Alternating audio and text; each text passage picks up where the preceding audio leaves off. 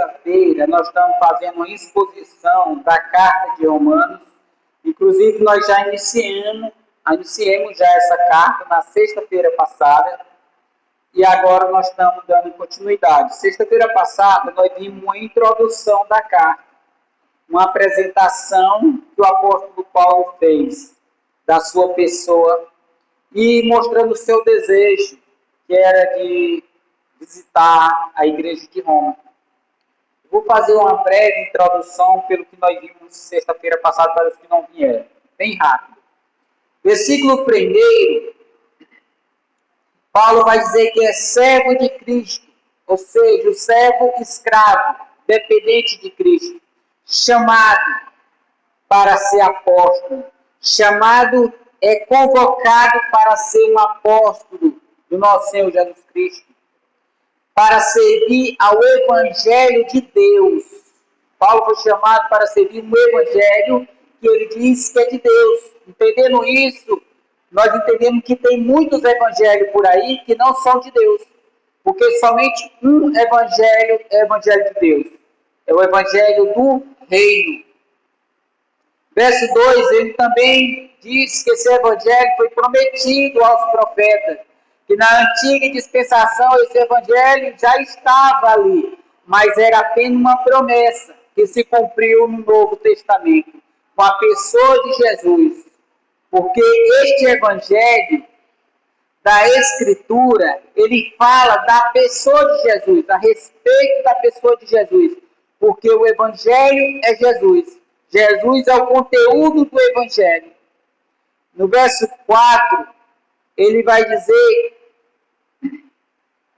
que Jesus é o Filho de Deus e também era chamado de Filho de Davi. Verso 5, ele chega a dizer que foi através do Senhor Jesus que ele recebeu um apostolado. Foi levantado como um apóstolo, pela obediência da fé, para pregar aos gentios. Por isso, o apóstolo Paulo é o apóstolo dos gentios. E ele vai dizer que por meio de quem nós encontramos também, nós também fomos chamados para pertenceres a Jesus Cristo. Verso 6. E no verso 7 ele vai dizer a todos os amados de Deus que se encontra em Roma. Lembramos que Paulo está pregando para a igreja de Roma. A todos que foram chamados para ser santo. O chamado da igreja é para ser santo. Existe dois tipos de santo, de chamado para santo. O santo posicional, que é a posição, como Jesus diz assim, seja santo como eu sou santo. É uma posição nossa, que nós somos santos. A igreja é chamada de santos. Não que nós somos perfeitos, mas porque Cristo nos chamou para ser santo. E também existe o santo que é processual, que no caso nós estamos ainda passando pelo processo de santificação. Esse processo acontece dia após dia. E por fim ele chega a dizer que nós recebemos da parte de Deus graça e paz. A graça, a raiz, paz, os frutos. A paz não vem sem a graça. A graça produz paz. E paz, por que paz? Porque a graça é um favor imerecido de Deus, que é a nossa justificação. E a nossa justificação produz a paz, por quê? Porque nós éramos inimigos de Deus. Somente através da justificação em Cristo Jesus, nós se tornamos amigos de Deus e filhos de Deus. Agora nós temos paz com Deus. Antes nós éramos inimigos, agora nós somos filhos de Deus. E agora no verso 8, onde nós vamos dar continuidade, o título é Paulo ora pelos cristãos de Roma e deseja vê-lo. Nós sabemos que a igreja de Roma não foi fundada pelo apóstolo Paulo. Paulo, ele tinha um desejo de visitar, de conhecer a igreja de Roma pessoalmente. Por isso ele está escrevendo essa carta para a igreja de Roma. E Paulo, ele escreve essa carta aqui a caminho de Jerusalém. Neste período, Jerusalém está passando por uma fome muito grande, uma escassez de alimento, uma fome que foi profetizada. E Paulo vai até a igreja dos gentios, ali que ele conhece, da região próxima, e faz uma oferta e vai levando essa oferta para Jerusalém. E no meio do caminho ele escreve essa carta para os irmãos de Roma, pedindo o apoio da igreja de Roma para a sua obra missionária, porque a vontade de Paulo era de ir até a Espanha para poder evangelizar a Espanha. Mas ele precisava de um apoio de uma igreja mais próxima. E essa igreja que estava no caminho era Roma, a igreja de Roma. Então Paulo escreve essa carta para pedir um apoio da igreja de Roma para a sua obra missionária, para ir até a Espanha, porque a Espanha ainda não tinha sido evangelizada até então. Paulo não fundou essa igreja. Essa igreja provavelmente ela foi iniciada, fundada, criada através dos judeus que estavam em Jerusalém no dia de Pentecostes. Quando Pedro prega, ali uma multidão se converte, aproximadamente 3.000 almas são ganhas. E ele diz que ali há judeu de toda parte. Provavelmente tinha judeu de Roma, que quando se converteram, voltaram para Roma, para sua terra natal, e ali iniciaram uma igreja que virou essa igreja conhecida por toda a região. No verso 8 diz assim: em primeiro lugar, por meio de Jesus Cristo, dou graças a meu Deus por todos vocês, porque a fé que vocês têm tem sido proclamada no mundo inteiro. Ou seja, Paulo agradece a Deus, louva a Deus, dá graças a Deus pela vida da igreja de Roma. Lembrando que a igreja de Roma era de judeus e gentios, não era só gentio, tinha judeu também. Era composto de judeus e gentios. E Paulo aqui dá graças a Deus pela vida desses irmãos. Por que ele dá graças a Deus? Ele vai dizer, pela fé que vocês têm. A igreja de Roma, irmão, era uma igreja diferente. Ela tinha uma fé diferente. A fé da igreja de Roma, ela transbordava as regiões vizinhas.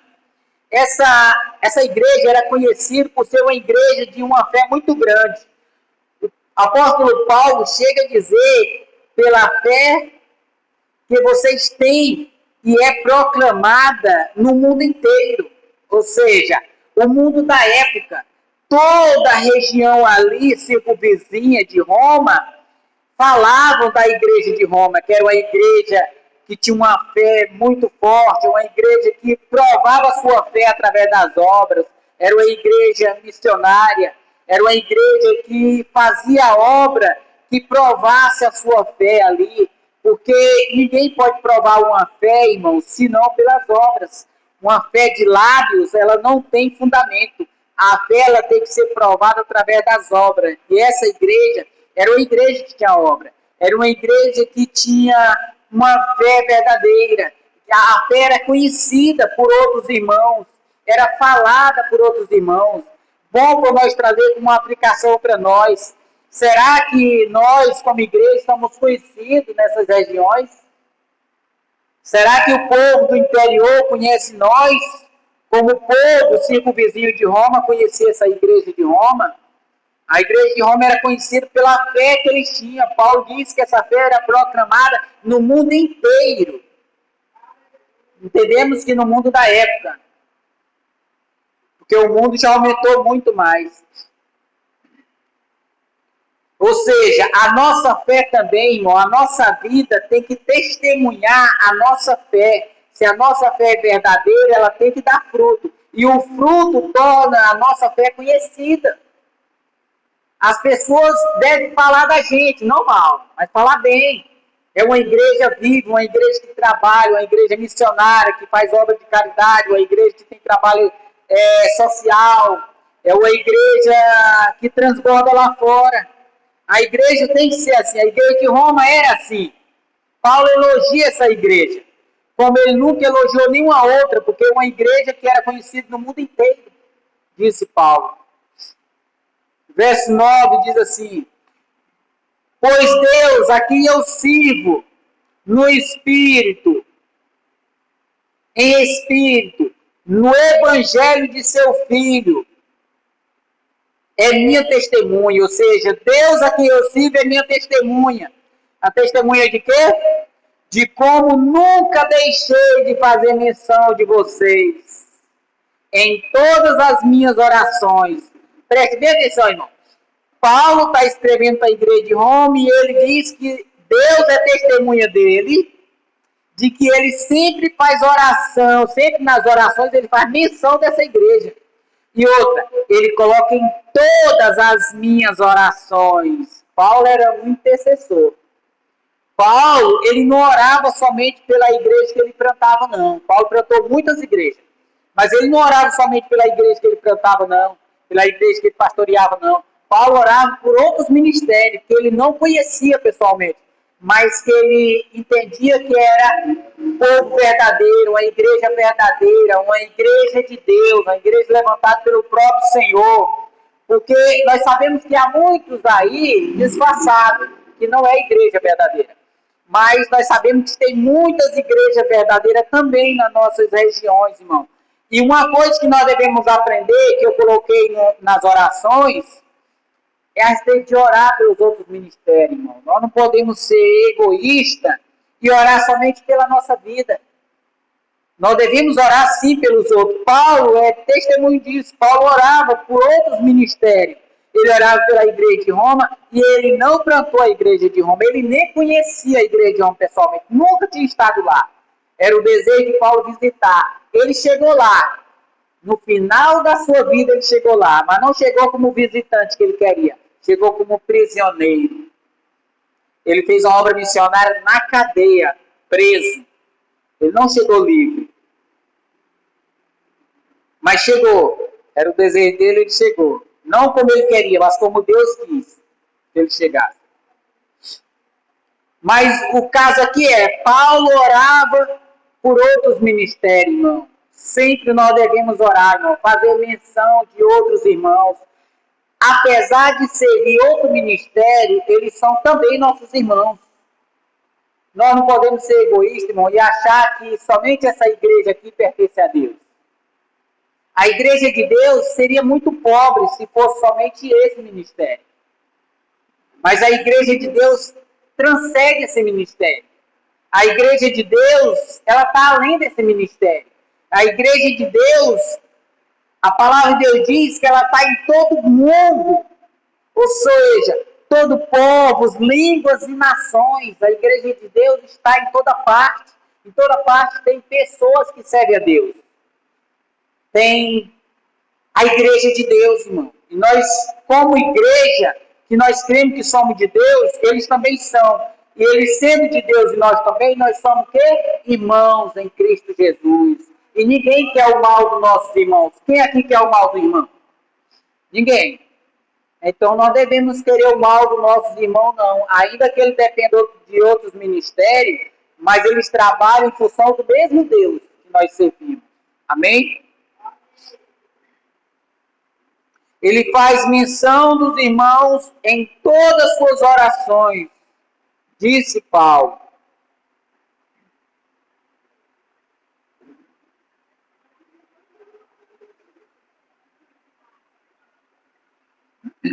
Pedindo que, em algum momento, pela vontade de Deus, surja uma oportunidade de vê-los. Presta atenção. Paulo orava tanto, pedia tanto a Deus para que Deus desse uma oportunidade a ele de visitar essa igreja de Roma. Era o desejo muito grande do apóstolo Paulo de visitar essa igreja de Roma. Mas interessante é que Paulo aqui, ele diz, pela vontade de Deus, uma reflexão para nós, irmão. Uma aplicação. Irmãos, nunca ore a Deus dizendo assim, Senhor, faça isso, Senhor, faça aquilo, Senhor, eu determino isso, eu determino aquilo. Senhor, eu ordeno, ou eu não aceito, ou eu decreto.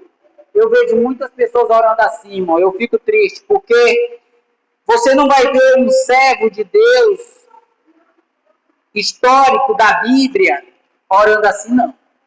Todos eles, quando vão orar, eles colocam que seja feita a vontade de Deus. Paulo, ele tem o desejo de ir até Roma, visitar a igreja, mas ele diz que ele pede uma oportunidade de acordo com a vontade de Deus. Ou seja, tudo tem que ser pela vontade de Deus, irmão. Nunca pela nossa vontade. Porque senão nós vamos quebrar a cara, e quebrar a cara sempre, porque se não for da vontade de Deus, não é bom para nós, irmão. O bom para nós é a vontade de Deus. Verso 11, ele diz assim: porque desejo muito vê-los, a fim de repartir com vocês alguns dons espirituais, para que vocês sejam confortados, para que nós sejamos fortalecidos. Ou seja, Paulo deseja muito visitar essa igreja, a fim de quê? De repartir ou de compartilhar. Interessante é que Paulo é um apóstolo, mas em momento algum Paulo aqui está se exibindo, se orgulhando. Paulo tendo certeza, convicção de que ele é um apóstolo chamado pelo próprio Senhor para pregar aos gentios, ele quer visitar a igreja de Roma, o quê? Para compartilhar a fé mútua, a sua fé com a dos irmãos, juntar a fé dos dois. Veja só o verso 12. Isto é, para que nós nos consolemos uns aos outros, por meio da fé mútua, a de vocês e a minha. Ou seja, o apóstolo Paulo, mesmo sendo um apóstolo, ele quer estar no meio dos irmãos para se fortalecer, para se consolar uns aos outros, pela fé dos dois, tanto a fé da igreja de Roma como a fé do apóstolo Paulo. O apóstolo Paulo não se exibe. O apóstolo Paulo podia muito bem chegar lá egoísta e dizer assim: eu vim aqui porque eu sou apóstolo e vocês devem me ouvir. Não, o apóstolo Paulo quer compartilhar com a igreja de Roma, quer dividir com a igreja de Roma aquilo que ele recebeu do Senhor, ele quer compartilhar com os irmãos. Irmão, isso aqui é muito bom para nós aplicar em nossa vida, irmão. Ninguém é sábio, irmão.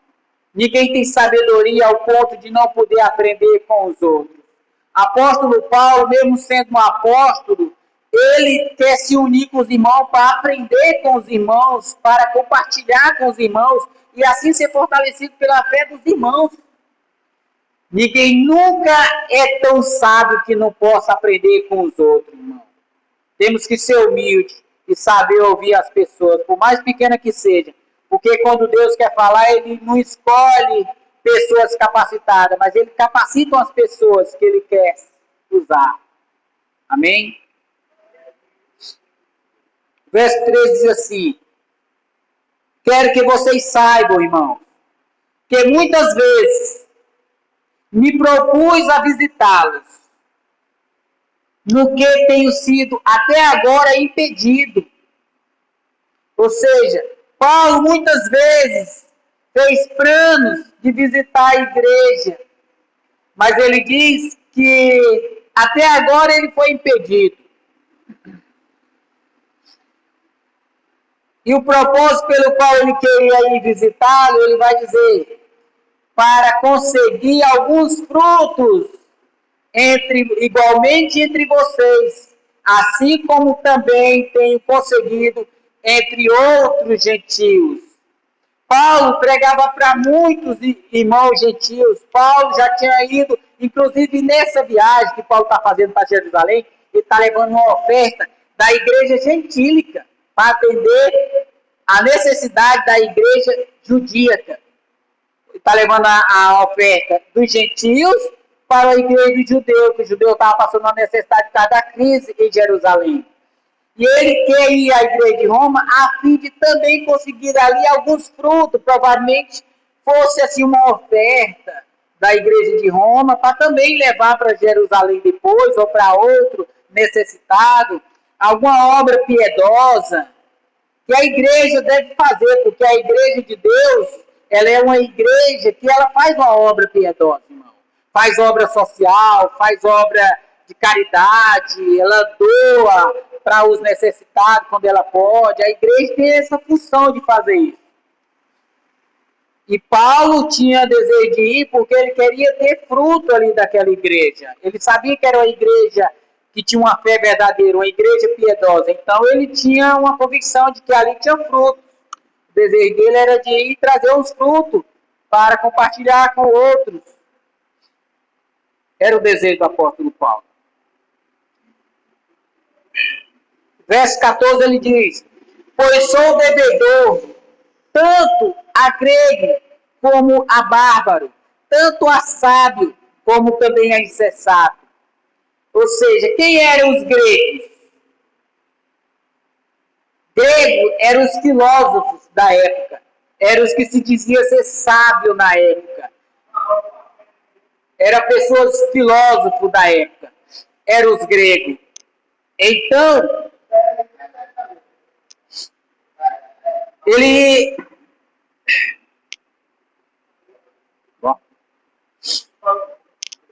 ele tinha vontade, ele disse que era devedor tanto a grego quanto a bárbaro. Bárbaro significava os ignorantes, os insensatos, e os gregos sábios da época, os filósofos. Ou seja, Paulo era devedor de quê? Do evangelho. Paulo ele entendia que por mais que as pessoas fossem sábios, tivessem as suas convicções de ideias, porque eles eram instruídos em algumas ciências, Paulo sabia que eles precisavam do evangelho. E Paulo era devedor do evangelho. Paulo entendia que ele tinha que pregar tanto para os sábios, como também para os ignorantes. Tanto para grego, como também para bárbaro.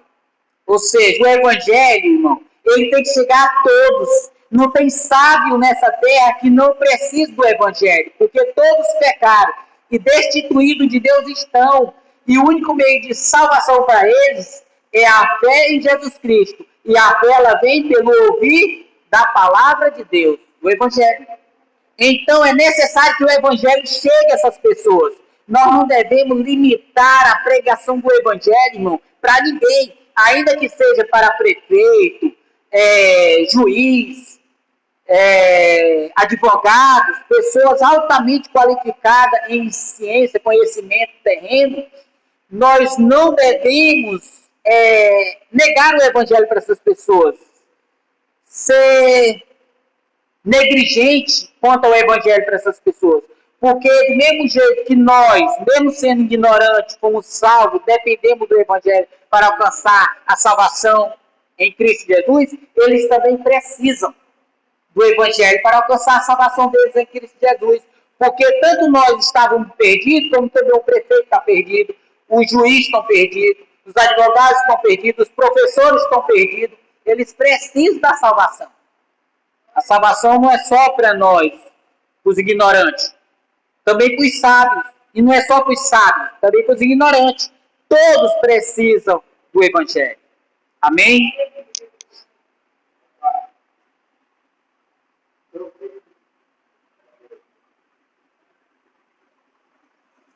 Verso 15 diz assim: por isso, quanto a mim, estou pronto a anunciar o evangelho também a vocês que estão em Roma. Paulo diz: eu estou pronto para visitar vocês, irmãos. Eu estou pronto para ir para Roma. E aí eu quero compartilhar com vocês a fé, a minha fé, juntar a minha fé com a de vocês, compartilhar do evangelho que eu recebi do Senhor, compartilhar com os irmãos o mesmo evangelho que os salvou, mas eu quero compartilhar com os irmãos. Paulo desejava ardentemente visitar essa igreja de Roma, irmão, porque ele entendia que o evangelho era o poder de Deus. Ele entendia que somente o evangelho podia libertar, somente o evangelho pode resgatar pecadores, somente o evangelho pode arrancar o pecador do vício, das drogas, das bebedeiras, das prostituição, da idolatria, da feitiçaria, das bruxarias, irmão. Só o evangelho. E nós temos esse evangelho em nossas mãos, irmão. Nós temos o poder de Deus em nossas mãos, irmão. E muitas vezes nós negligenciamos. A pessoa diz, eu não sei pregar. Meu irmão, fale o que Jesus fez na sua vida. É uma pregação. Jesus fez algo na sua vida, senão você não estava aqui. Paulo, ele dava muito testemunho da vida dele. Ele foi levado para Roma, ele deu testemunho acerca de quando o Senhor chamou ele no caminho de Damasco. Quando ele foi preso em Jerusalém, ele deu testemunho acerca de quando o Senhor chamou ele no caminho de Damasco. Paulo sempre estava repetindo esse testemunho. Aonde ele chegava, ele repetia. Olha, aconteceu assim, eu ia para Damasco a fim de prender os irmãos e no meio do caminho o Senhor apareceu para mim. Paulo cansou de fazer isso, irmão. Nós podemos testemunhar do que o Senhor fez em nossas vidas. É uma pregação do Evangelho. Fala da pessoa de Jesus, o Evangelho é Jesus. É os feitos de Jesus. Verso 16, ele diz assim, porque não me envergonho do Evangelho, porque é o poder de Deus para a salvação de todo aquele que crê, primeiro dos judeus, depois dos gregos. Ou seja, Paulo, ele está dizendo que ele não se envergonha do Evangelho. Por que ele não se envergonha? Porque ele sabe que ele foi salvo por meio do Evangelho. O Evangelho é o quê? É o poder de Deus, irmão. Nós não podemos nos envergonhar do Evangelho, irmão. Nós, como igreja, devemos ter orgulho de andar com a Bíblia na mão. Devemos ter orgulho de falar de Jesus para outras pessoas. Devemos nos orgulhar do Evangelho que nos resgatou, irmão. Somente o Evangelho podia fazer isso e foi feito em nossas vidas. O Evangelho alcançou através de outras pessoas. O Evangelho chegou até nós e através do Evangelho nós alcançamos graça, a graça de Deus. E nós não podemos nos envergonhar. Hoje tem muita gente, irmão, que não prega com a Bíblia, folhal. Prega com o celular. Por quê? Porque tem vergonha de andar com a Bíblia na mão. Tem gente que vai evangelizar, leva um celular em vez da Bíblia. Porque ele sabe, irmão, que uma Bíblia dessa aqui, ela pode identificar você. Mas um celular não pode te identificar, não. Identificar, não. Amém? Nós não somos identificados como cristãos através do celular, não. Quando você olha para uma pessoa andando no celular, para você é normal. É uma pessoa comum. Mas quando você olha para uma pessoa que está com a Bíblia debaixo do braço, você já pensa, isso daí é um servo de Deus. É cristão. Não é isso? Exatamente. A Bíblia identifica quem nós somos. Muitos deles têm usado até para se disfarçar, né? Infelizmente. Mas a Bíblia serve para identificar. O que está acontecendo tem muitos irmãos carregando um celular para pregar, porque não querem andar no meio da rua com a Bíblia na mão. Entendeu? Sobe em púlpito para pregar através de um celular. Irmãos, uma vez que nós nos envergonhamos do Evangelho, que é o poder de Deus para a nossa salvação, no dia do juízo, sabe o que vai acontecer? Quando você estiver diante da autoridade máxima do Pai, para ser julgado, que você vai esperar que aquele advogado, o Senhor, venha na tua defesa, ele vai dizer assim, eu nem te conheço. Aí você vai dizer assim, mas Senhor, eu pregava em teu nome eu fiz sinais e prodígios em teu nome. Ele vai dizer, eu nem te conheço. Sabe por quê? Porque lá na oração do Pai Nosso, ele vai dizer assim, aquele que me negar diante dos homens, eu também o negarei diante de meu Pai que está no céu. Entendeu? Irmãos, as pessoas pensam que negar a Cristo é abrir a boca e dizer assim, eu não creio em Cristo. Isso aí ninguém faz, irmão. Nenhum que está dentro do templo faz isso. Negar a Cristo é se envergonhar do poder de Deus, se envergonhar do Evangelho, se envergonhar da Bíblia. Isso é negar a Cristo. E aqueles que se envergonham, naquele grande dia eles serão envergonhados, porque o Senhor vai dizer que não os conhece. Pessoas que andam disfarçadas. Você já viu o crente disfarçado? Crente 007? Que não gosta de ser reconhecido? Que não dá graça e paz. Quando você vai passando por ela abaixa a cabeça para a filha não ser reconhecido. Você já viu? Eu já dei susto em gente passando por mim, hein? Quando a pessoa faz a cabeça baixa, eu dou um grito. Ô, irmão, graça e paz. Eu já fiz isso muitas vezes, irmão. Tem gente que anda disfarçado, irmão. Naquele dia, você não vai passar despercebido, não. Não pense você que você vai passar direto pelo tribunal sem antes ser parado ali. Ali você vai ser parado e ali Deus vai expor tudo que você fez, irmão. Desde a obra, dos atos feitos e das omissões, coisa que nós não fizemos. E também, por último, os pensamentos nossos, as intenções do coração. Passará um pente fino, ninguém escapa. Todos serão julgados. E aí? Eu fiz muita obra de caridade. Aí Jesus vai dizer assim, mas se lembra daquele dia que você passou por um servo meu e você baixou a cabeça porque não queria ser reconhecido? Pois é, aquilo lá é pecado. Entendeu? Pois é, irmão. Paulo não se envergonhava. Paulo teve preso, mas mesmo assim, ele testemunhava até das prisões dele, irmão. Ele não se envergonhava nem de ter sido preso, porque ele sabia que ele tinha sido preso por uma boa causa. Por causa do quê? Do Evangelho. Ele foi preso por causa do nome de Jesus, irmão. Vai chegar o tempo que a igreja vai voltar a ser presa aqui no Brasil, porque lá fora já está acontecendo. Lembre disso, irmão. Se um dia você for preso, esperamos que a igreja, se um dia tiver de ser preso, que seja por causa do Evangelho. Pelo nome de Jesus. Nunca por ser malfeitor, mas por causa do Evangelho, como Paulo. Paulo tinha orgulho de ter sido preso, porque ele era preso pelo nome de Jesus, ele sabia que ele era inocente. E Deus era testemunho dele, ele não se envergonhava, não. Paulo não se envergonha do Evangelho, irmão, porque o Evangelho é o poder de Deus. O Evangelho é o único que pode resgatar o pecador da miséria, do pecado. Só o Evangelho que é o poder de Deus. E ele diz, primeiro para os judeus, depois para os gregos. Agora ele está fazendo menção do judeu, a igreja judaica, que primeiro foi a igreja que todos nós entendemos que Jesus primeiro veio para o judeu. Jesus foi enviado entre os judeus porque o evangelho primeiro é para ser pregado aos judeus. E depois aos gentios. Grego aqui simboliza o gentio, todo o povo de fora que não é judeu. Aqui os gregos aqui agora simbolizam o povo de fora, que não faz parte do judeu. Primeiro era para o judeu, primeiro foi anunciado ao judeu, depois o evangelho foi aberto para o mundo inteiro, até chegar nos confins da terra, para todo mundo. E, já indo para o fim, para encerrar, nós vamos ficar até o versículo 17, no versículo 17 ele diz assim, porque a justiça de Deus se revela no evangelho, de fé em fé, como está escrito, o justo viverá por fé. Ou seja, a justiça de Deus, irmão. Qual é a justiça de Deus? Jesus Cristo. O nosso Senhor Jesus é a justiça de Deus.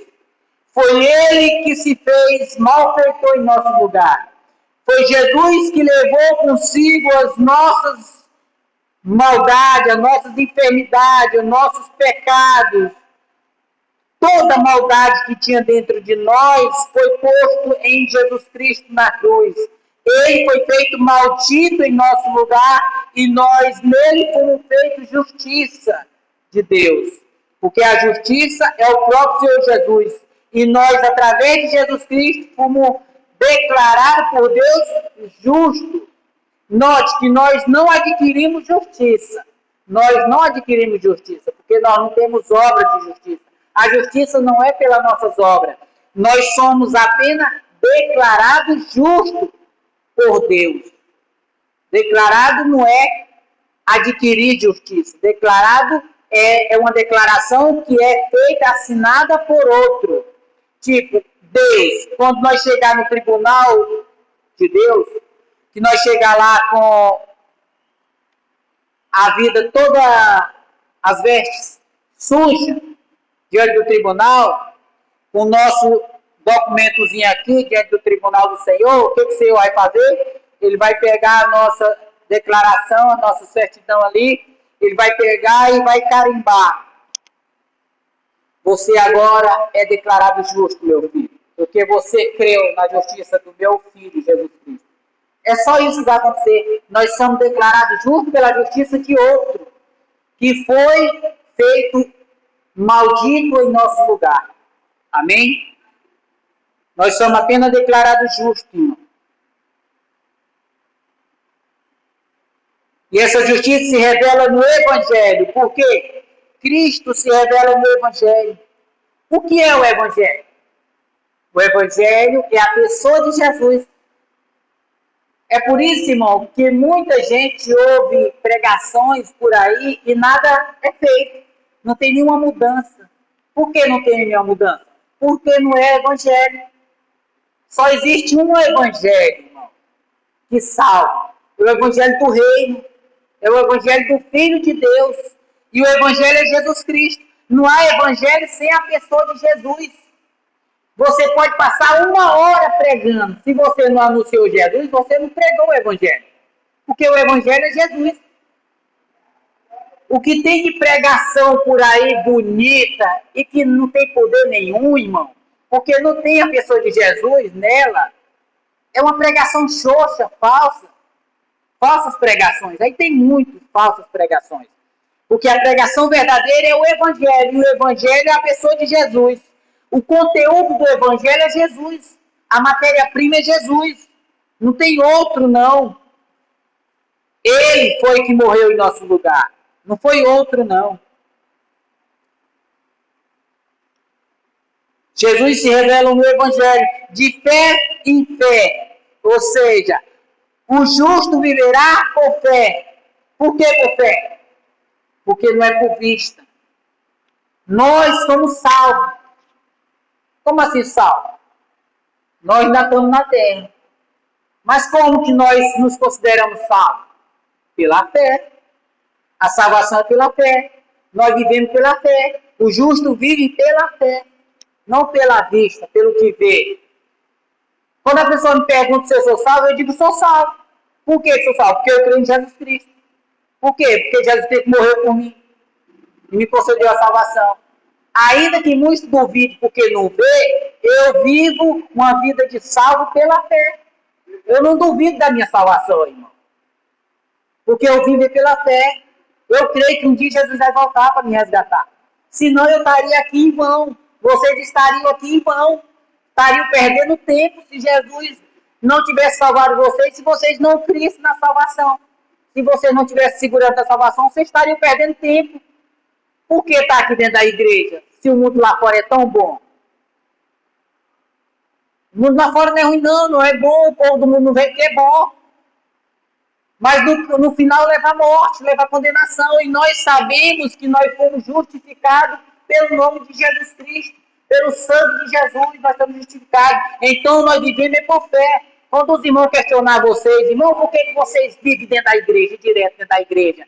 Dão dízimo, dão oferta, não vão para a festa, mas estão totalmente dentro da igreja. Irmão, é porque nós somos um povo exclusivo de Deus, salvo por Cristo.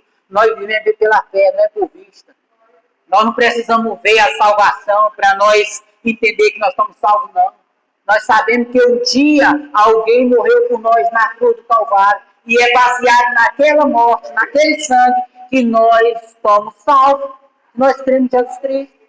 Todos nós fomos salvos e estamos salvos, irmão. A salvação iniciou aqui. A vida eterna iniciou aqui. No momento que você crê, você já está vendo a vida eterna. Devemos desfrutar a vida eterna aqui, ainda com vida.